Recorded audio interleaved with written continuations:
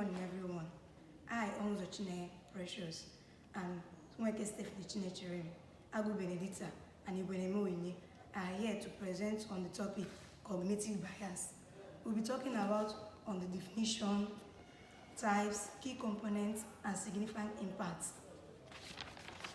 The definition of cognitive bias refers to the mental health involved in gaining knowledge and comprehension. It includes thinking and knowing and remembering, judging and problem solving. Then what is bias? Bias is the tendency to believe that some people's ideas are better than others, that usually results in treating some people unfairly. What is cognitive bias? Cognitive bias are systematic error in thinking and decision making, and that results from mental shortcuts and rule of norms. Under the Spencer theory, it is also known as the systematic error in thinking and decision making that can affect a pharmacist's ability to accurately and safely dispense medication. We'll be talking on types of cognitive bias. We have confirmation bias, anchoring bias, insight bias, self-serving bias, and actor-observer bias. Talking about confirmation bias, this involves favoring information that confirms our existing belief while ignoring contradictory evidence. Then we are going to talk about insight bias. This insight bias involves believing after an event that would have predicted it even though you know nothing about it from the start. For instance, a healthcare professional or a dispenser may claim that they would have activated a medication that they know nothing about. Then we are going to talk about actor-observer bias. In this actor-observer bias, this involves attributing our own behavior to situational factors and other behavior to personality. For instance, a dispenser may attribute their own mistakes to a busy workload and attribute their patient's own to lack of doing a complaint to their medication. Then we have self-serving bias. I'll be talking on the key components of cognitive biases. There are several key components of cognitive biases, but I'll be talking on 4 major types of components of cognitive biases.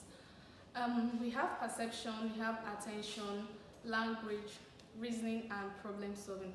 Perception is the process of organizing, interpreting, and making sense of sensory information. A situation where a pharmacy keep hearing about a particular medication, he will think that medication, that drug is the best medication due to the fact that he has been hearing about it, making sense of the sensory information. Attention, this is the ability to focus on a particular stimuli while disregarding the other information, or the ability for us to focus on a particular medication, focus on a particular drug, focus on a particular treatment will make us be biased on our problem solving. We have language. This is the cognitive process that allows us to understand and help us in communication. A situation where a pharmacist is giving a report to his or her patient, the patient will take it as being positive when he say you have a 90% chance of survival, but we take it as negative when he say you have a 10% chance of death. Meanwhile, they are all the same thing. Significant impact of cognitive bias in basic dispensing to we have medication, lack of critical thinking and poor communications. First, what is medication error? It can lead to incorrect medication choices, dosage, or administration instruction resulting in patient's harms.